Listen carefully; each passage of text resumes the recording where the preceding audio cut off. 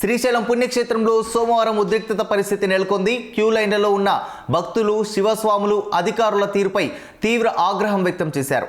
ఉదయం 5 గంటల నుంచి క్యూ లైన్లలో వేచి ఉన్నా దర్శనం జరగకపోవడంపై శివస్వాములు అధికారులపై మండిపడ్డారు.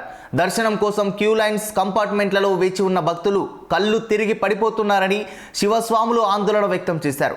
అధికారుల తీరుకు నిరసనగా శివస్వాములు క్యూ లైన్ గేట్లు ఎక్కి బయటకు వచ్చి ఆగ్రహం వ్యక్తం చేశారు.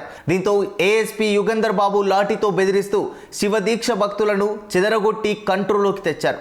మీకో దండం, ఇదేనా ఆలయాన్ని నడిపించే తీరు అంటూ ప్రశ్నిస్తున్నారు శివస్వాములు.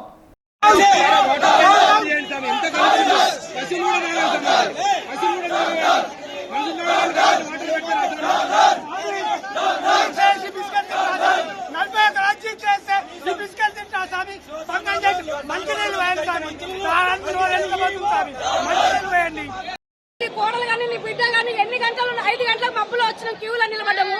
అదే మీ బంధువులకు అట్లా నిలబడరా? ఏం తినాలి?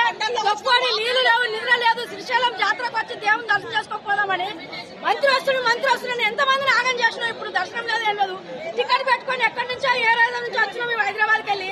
మాకు ఆకలి లేదు, ఎలా చిన్న పిల్లలు పడిపోయినారు.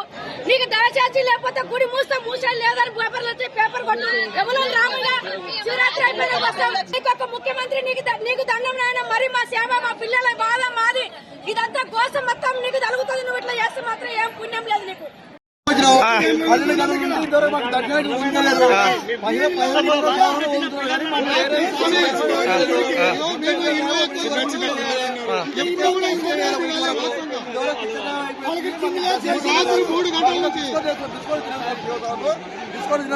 పాలు నీలో ఇస్తే తాతారు. అది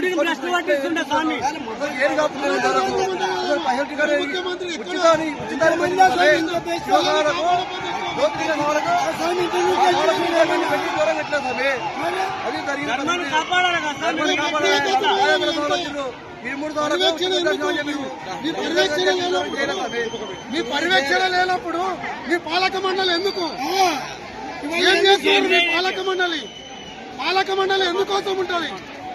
వచ్చే భక్తులకు ఎవరికి ఇబ్బంది కలగకుండా పాలక మండలి, ఆ పాలక మండలికి చేతగానప్పుడు ప్రభుత్వం ఆధీనం తీసుకున్నాం. మనం గాజులు వేసుకొని కూర్చోమని స్వామి. ఏంది స్వామి? భక్తులు ఎందుకోసం వస్తారు? ఇంత ఇబ్బంది